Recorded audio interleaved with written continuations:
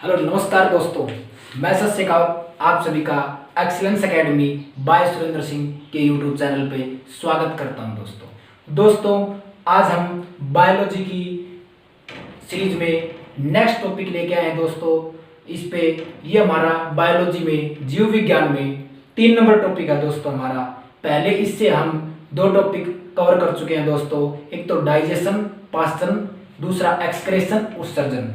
Number 3 topic है दोस्तों आज हमारा न्यूट्रिशन पोषण पे। दोस्तों हम पोषण कैसे करते हैं, दोस्तों हम न्यूट्रिशन कैसे करते हैं, न्यूट्रिशन क्या है, हमें हमारे शरीर के अंदर ऊर्जा कैसे मिलती है और ये पेड़ पौधों के अंदर ऊर्जा कैसे प्रदान की जाती है। दोस्तों आज हम इनका पूरा पोस्टमार्टम करेंगे। दोस्तों आज बायोलॉजी की इस न्यूट्रिशन के टॉपिक में मैं आपका स्वागत करता हूं। दोस्तों आइए दोस्तों देखते हैं न्यूट्रिशन क्या है। दोस्तों न्यूट्रिशन इसका अर्थ क्या है, दोस्तों पोषण का अर्थ क्या है, ये अर्थ समझते हैं। इसकी डेफिनेशन परिभाषा देखते हैं। पहले इसकी डेफिनेशन परिभाषा देखते हैं। दोस्तों पोषण की परिभाषा देखते हैं। दोस्तों पोषण होता क्या है, पोषण का मतलब दोस्तों पहले इंग्लिश में देखते हैं फिर हिंदी में देखते हैं। दोस्तों बात करें इसकी वही acquired nutrients by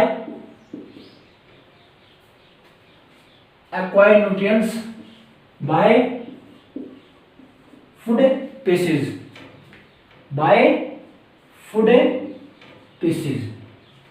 भोजन के टुकड़ों से एनर्जी प्राप्त, पोषक तत्व प्राप्त करने की प्रक्रिया को क्या कहते हैं दोस्तों, हमें पोषण कहते हैं। दोस्तों बात करें acquired nutrients by food species, this process is called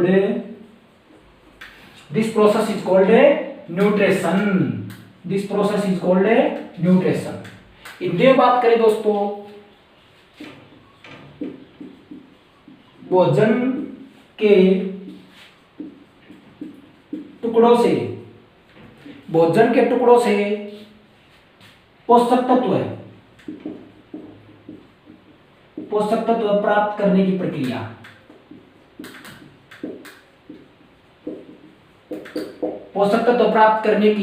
प्रक्रिया, भोजन के टुकड़ों से पोषक तत्व प्राप्त करने की प्रक्रिया क्या कहलाएगी दोस्तों, पोषण कहलाएगी। दोस्तों आगे दोस्तों पोषण जो हमारा है, पोषक तत्वों के आधार पे हम भोजन को 3 प्रकार से बांटते हैं। दोस्तों पोषक तत्वों के आधार पर न्यूट्रिएंट्स के बेस पे हम भोजन को 3 प्रकार से बांटते हैं। दोस्तों हम बात करें अपने भोजन की तो भोजन के बारे में देखते हैं। दोस्तों ये पोषक तत्व है क्या है, भोजन भी क्या है, तो इसकी बात करें दोस्तों ध्यान से देखना। दोस्तों पोषण का मतलब समझ में आ गया दोस्तों आपके। तो बात करें दोस्तों ये पोषण के बारे में बताया कौन था, इसने जो फादर है, इसका जनक है, इसका फादर ऑफ न्यूट्रिशन या फिर पोषण का जनक, पोषण का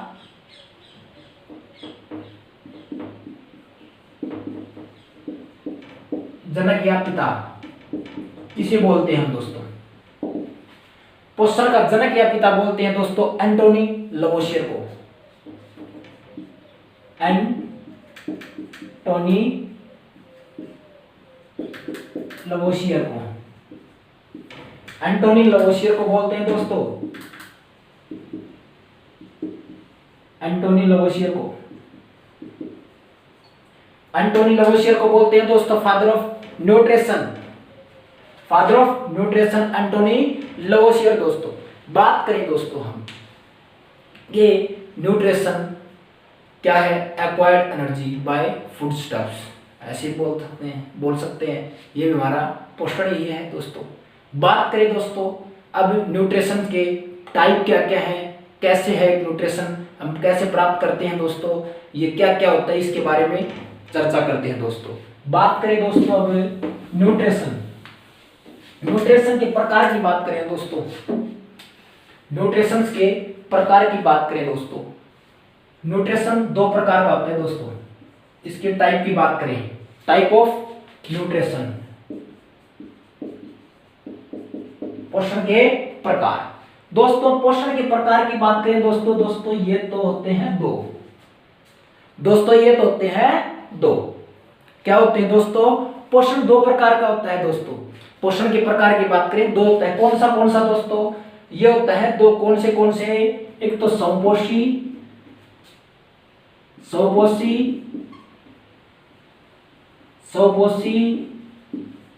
और एक होता है दोस्तों विषमपोषी।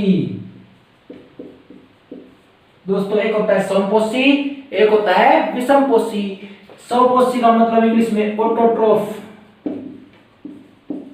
ये होता है हेटेरोट्रोफ।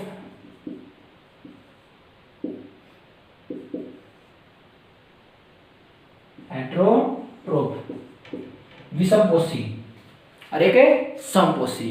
दोस्तों ये दो प्रकार का होता है। ये समपोषी और विषमपोषी क्या इसका अर्थ ये देखते हैं दोस्तों हमें। अब इसकी बात करें ना दोस्तों, वे लिविंग्स जो अपना भोजन स्वयं बनाते हैं, वे लिविंग्स जो अपना भोजन है, वे जीव जंतु जो अपना भोजन स्वयं बनाते हैं उनको हम क्या बोलते हैं? समपोषी, ऑटोट्रोफ्स।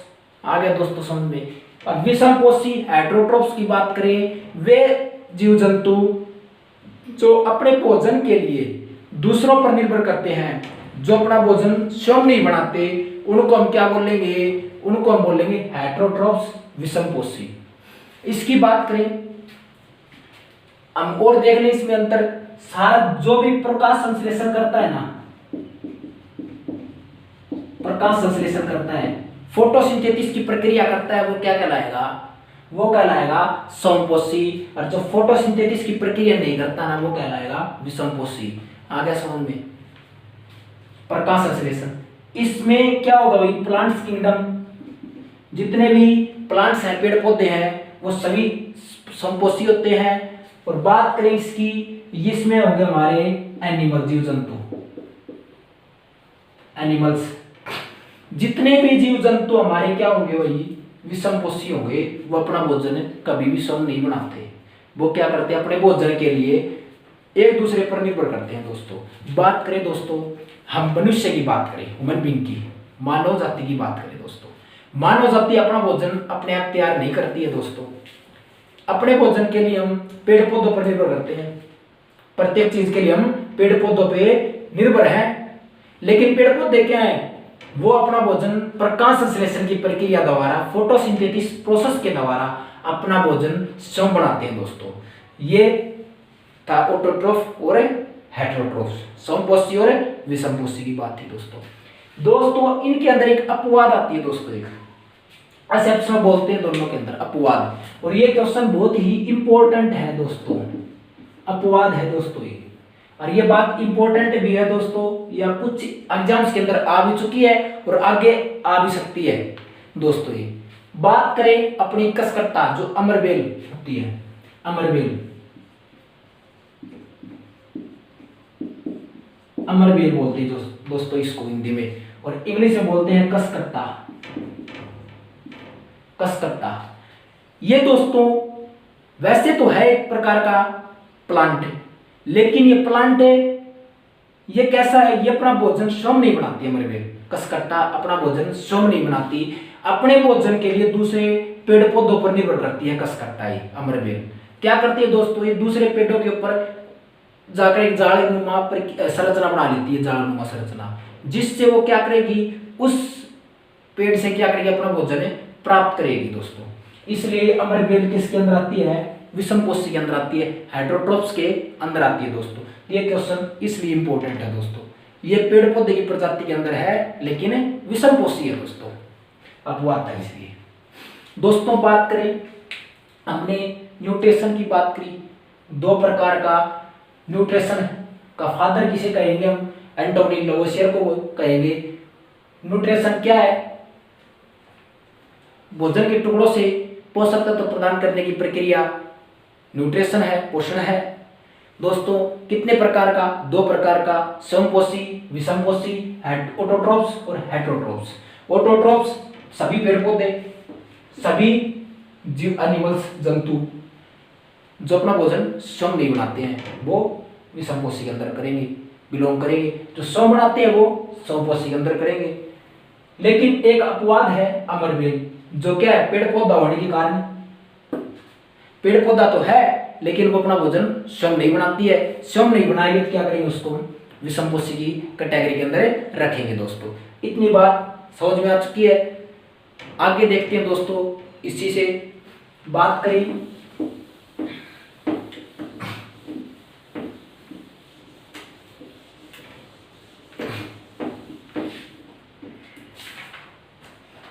दोस्तों इससे आगे न्यूट्रिशन से हमें क्या मिलती है, ये पोषण की हमें आवश्यकता क्यों पड़ी, बात करें ये दोस्तों। हमें लगा लो दोस्तों, मैं खाना खा रहा हूँ, क्यों खा रहा हूँ, रीजन क्या है इसके पीछे, मैं खाना खाने को मेरे को जरूरत ही क्यों पड़ी खाना खाने की, सीधी सी मान बात तो यही है मुद्दा हमारा। मैंने खाना खाया लेकिन क्यों खाया, रीजन क्या है इसके पीछे, मैं खाना खाए बगैर रह नहीं सकता, ये रीजन है, ये भी रीजन है। चलो दोस्तों, लेकिन ये रीजन बात नहीं है दोस्तों, रह नहीं सकते। हम रह क्यों नहीं सकते इसके पीछे भी, क्योंकि हमारी नॉलेज क्या है, क्यों का ही जवाब क्या है, नॉलेज है दोस्तों। हर चीज के पीछे देखो क्यों, ये क्यों है कारण, वही क्यों का बात ढूंढेंगे ना, क्यों का जवाब ढूंढेंगे, अपने आप हमें ज्ञान होने लग जाएगा धीरे धीरे। दोस्तों बात करें ये जरूरत क्यों पड़ी न्यूट्रिशन की, पोषण की जरूरत हमें क्यों पड़ी, रीजन खाना खाने की जरूरत क्या है, खाना खाने की जरूरत है दोस्तों। हमें खाने से क्या मिलती है, हमें ऊर्जा मिलती है दोस्तों। क्या मिलती है, इसकी हमें जरूरत क्यों पड़ी, नीड पोषण की। नंबर एक बात, हमें चाहिए ऊर्जा, ऊर्जा चाहिए। ऊर्जा क्यों चाहिए, ऊर्जा चाहिए काम करने के लिए, वर्क कार्य करने के लिए ऊर्जा चाहिए।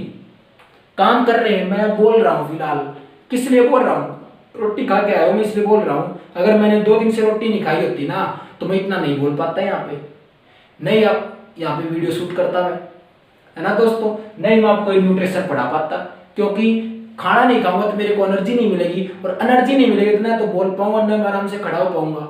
आ गया दोस्तों समझ में।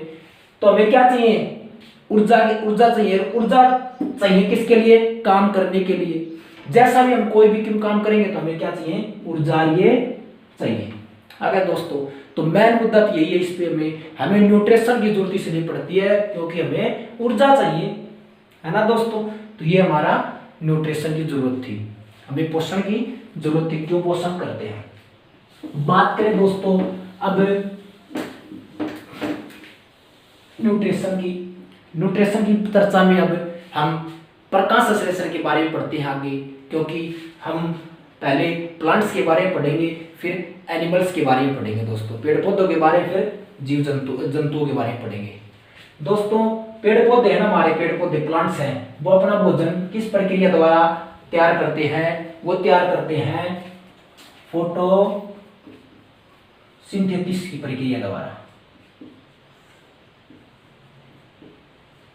पेड़ पौधे हमारा, जो पेड़ पौधे हैं वो अपना भोजन प्रकाश संश्लेषण की प्रक्रिया द्वारा तैयार करते हैं दोस्तों। फोटोसिंथेसिस प्रकाश संश्लेषण की प्रक्रिया द्वारा तैयार करते हैं दोस्तों।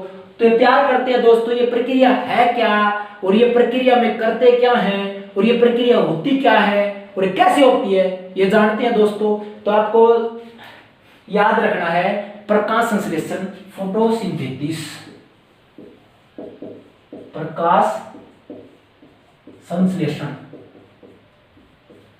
ये किसमें होता है दोस्तों, इस प्रक्रिया से पौधों के अंदर, पौधों में भोजन बनता है। इस प्रक्रिया से पेड़ पौधे अपना भोजन तैयार करते हैं दोस्तों। ये भोजन तैयार तो करते हैं दोस्तों।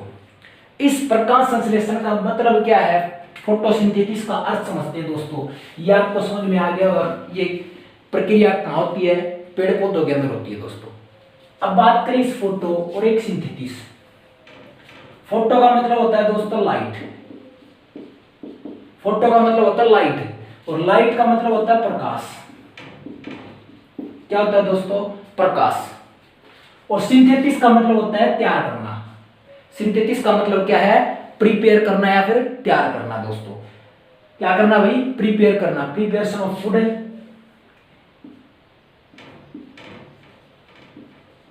प्रिपरेशन ऑफ फूड है, भोजन को तैयार करना।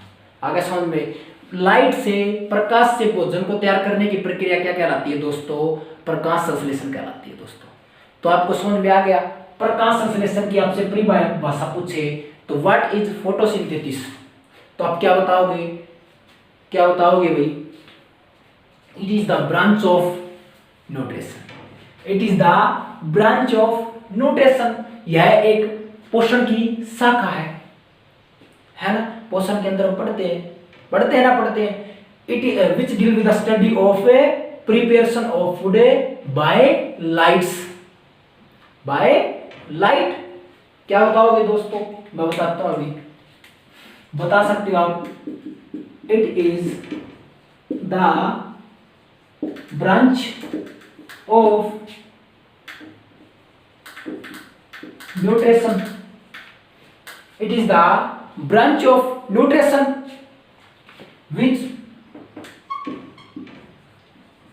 deals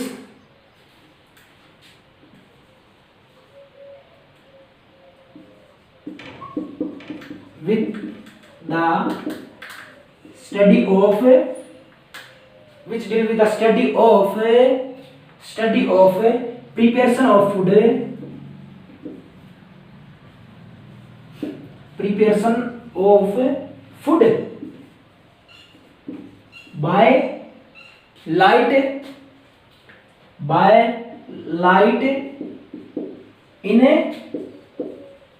plants, by light in plants। क्या कहता है दोस्तों? इंद्रिय मतलब है विज्ञान, पोषण की वह शाखा, पोषण की वह शाखा जिसके अंदर हम प्रकाश के द्वारा भोजन पेड़ों के द्वारा प्रकाश से, पेड़ों के द्वारा, पेड़ पौधों के द्वारा प्रकाश से भोजन बनाने के बारे में अध्ययन करते हैं, उसी को हम क्या बोलते हैं? प्रकाश संश्लेषण बोलते हैं दोस्तों। आगे समझ में दोस्तों? तो ये था हमारा प्रकाश संश्लेषण के बारे में दोस्तों। अब ये दोस्तों, ये प्रकाश संश्लेषण का पिता किसे कहा जाता है? फोटोसिंथेसिस के बारे में बताया किसने दोस्तों?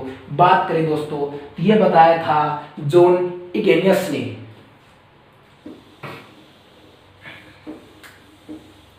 बात करें दोस्तों, इसका फादर किसे बोलते हैं दोस्तों?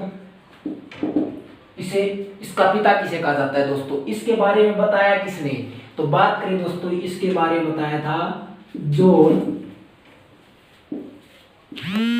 इग्नेशियस ने बताया दोस्तों। बात करें दोस्तों, इसके बारे में किसने बताया था? जॉन इग्नेशियस ने बताया था दोस्तों। अब ये है क्या दोस्तों?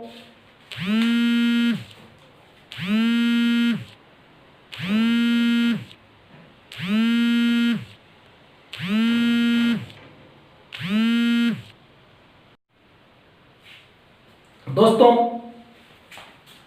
जो हमारा प्रकाश संश्लेषण का पिता होगा, फादर होगा, वो किसको बोलेंगे? जॉन इग्नेशियस को बोलेंगे दोस्तों। ये एक ब्रिटिश का साइंटिस्ट था दोस्तों, ये ब्रिटिश था ये दोस्तों, एक ब्रिटिश से था ये दोस्तों। इसने बताया था, इसने क्या बताया? पेड़ पौधे O2 गैस रिलीज करते हैं और CO2 अब्जॉर्ब करते हैं दोस्तों। इसके बारे में इसी ने बताया था। पेड़ पौधे कार्बन डाइऑक्साइड गैस को लेते हैं और ऑक्सीजन गैस को छोड़ते हैं, इसलिए इसको फादर ऑफ प्रकाश संश्लेषण, फादर ऑफ फोटोसिंथेसिस कहा गया दोस्तों। तो ये इसने बताया था। आपसे पूछे कि father of nutrition Antoine Lavoisier, father of photosynthesis John Ignatius दोस्तों। अब बात करें प्रकाश संश्लेषण एक है क्या चीज? प्रकाश संश्लेषण के बारे में बात करें दोस्तों, प्रकाश संश्लेषण एक कुछ इनकी बेसिक टर्म्स हैं दोस्तों, सीधे आपसे पूछ ली जाती है। ये एक प्रकार का जैसे फोटोकेमिकल प्रोसेस है दोस्तों, फिजियोकेमिकल प्रोसेस है दोस्तों। ये भौतिक रासायनिक परिवर्तन दोनों के अंदर आता है दोस्तों, ये प्रोसेस प्रक्रिया है। ये भौतिक रासायनिक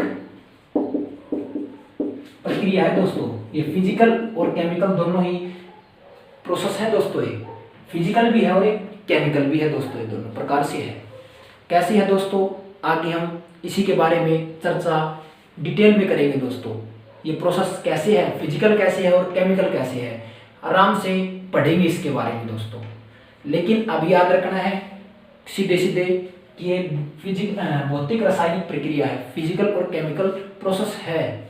बात करें दोस्तों, आगे बात करें दोस्तों, ये जो फोटोसिंथेसिस है हमारा, प्रकाश संश्लेषण होता कहाँ पे है, ये कंडक्ट किसके द्वारा कराया जाता है दोस्तों, ये पेड़ पौधों के किस भाग में होता है दोस्तों।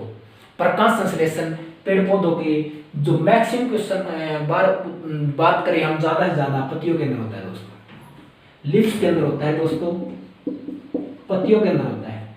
अगर पत्तियों को छोड़ दिया जाए, पत्तियों से नहीं, पत्तियों की बात नहीं है, दूसरा पहले तो होगा पत्तियों में ज्यादा, फिर होगा इसमें तना, स्टम में, स्टम के अंदर, पत्तियों के बाद तने के अंदर ज्यादा होता है दोस्तों, पत्तियों में होता है दोस्तों। प्रकाश संश्लेषण पेड़ पौधों के पत्तियों में होता है, फिर तने के अंदर होता है दोस्तों। बात करें दोस्तों, इन पत्तियों के अंदर क्या होती है दोस्तों, मीजोसेल्स होती हैं, मीजोफाइल सेल्स होती हैं दोस्तों। क्या होती है दोस्तों, मीजोफाइल सेल्स होती हैं दोस्तों। ये पत्तियों के अंदर एक ऐसी हमारी पत्ती होती है। बात करें दोस्तों, ऐसी कुछ हमारी पत्तियां होती हैं। साफ कर लेता हूं दोस्तों। मीजोफाइल देखो दोस्तों, ये पत्ती होती है हमारी कुछ ऐसी सी, कुछ ऐसी होती हैं पत्तियां हमारी।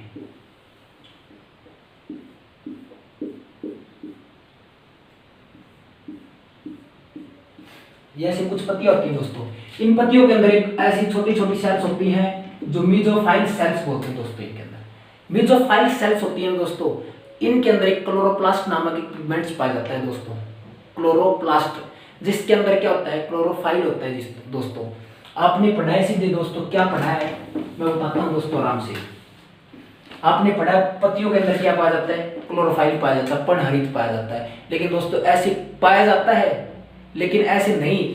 पहले क्या होता है, मीजोसेल्स पाई जाती है, मीजोफाइल सेल्स होती है दोस्तों। मीजोफाइल सेल्स होती है ना दोस्तों, कोशिकाएं होती हैं। इन्हीं के अंदर क्या पाया जाता है दोस्तों, क्लोरोप्लास्ट, क्लोरोप्लास्ट। इस क्लोरोप्लास्ट के अंदर होता है दोस्तों क्लोरोफाइल। क्या होता है दोस्तों, क्लोरोफाइल। इसको बोलते हैं दोस्तों हिंदी के अंदर पर्णहरित,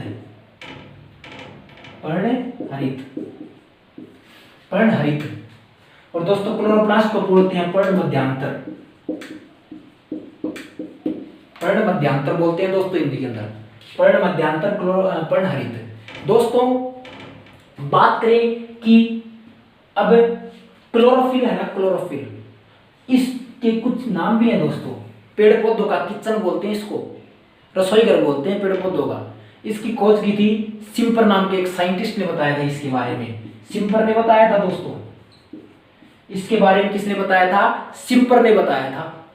और इसमें दोस्तों क्लोरोफाइल के अंदर मैग्नीशियम नामक तत्व मिलता है दोस्तों। क्या होता है दोस्तों, मैग्नीशियम नामक तत्व होता है दोस्तों इसके अंदर। इसका कलर, ये दोस्तों पत्तियों का हरा कलर होता है ना, पत्तियों का हरा कलर, वो इसी के कारण होता है दोस्तों, क्लोरोफिल के कारण। पत्तियों के हरे रंग का जो वर्णक होता है, हरे रंग का, हरे कलर का रिस्पॉन्सिबल होता है, पर्णहरित होता है दोस्तों। इसी के अंदर मैग्नीशियम नामक तत्व पाया जाता है दोस्तों, मैग्नीशियम नामक तत्व। दोस्तों एक क्वेश्चन और पूछा जाता है आपसे, जो इसी के अंदर एक पानी का फोटोलिसिस होता है दोस्तों, फोटोलिसिस। उस फोटोलिसिस में मैग्नीज नामक तत्व का यूज होता है दोस्तों। दोस्तों प्रकाश संश्लेषण में जो पर्णहरित में होता है ना दोस्तों, ये क्लोरोफाइल के अंदर, उसमें मैग्नीशियम, और जो इसी के अंदर पानी टूटेगा ना, पानी वाटर का जो फोटोलाइसिस होगा, उसके अंदर मैग्नीज का यूज होता है दोस्तों। इसका मैग्नीज का यूज होता है दोस्तों। याद रखना दोस्तों, दोनों ही इंपॉर्टेंट बातें हैं। बात करें दोस्तों आगे,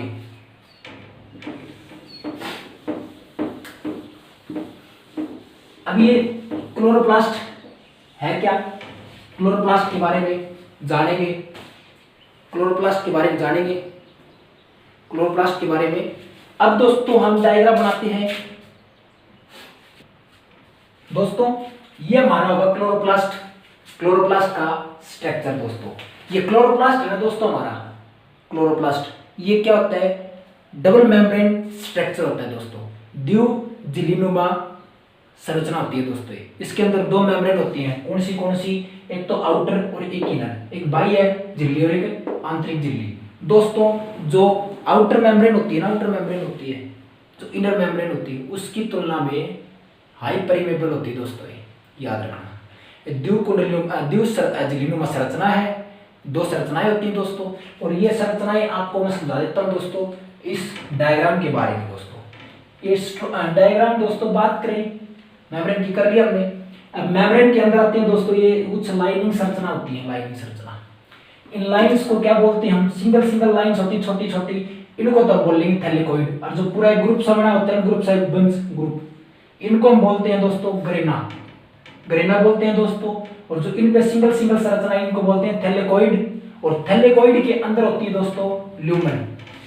क्या दोस्तों, जैसे हमारी ये कुछ ऐसी संरचना है दोस्तों, ऐसी है, ये जो जोड़ रही है बीच में, इन पे कुछ ऐसी संरचना है, ये ग्रुप होगा, ये तो ग्रेना पूरा। और अकेले जो ये है इसको बोलेंगे थैलेकोइड। और थैलेकोइड के अंदर क्या होती है, लुमेन होती है दोस्तों।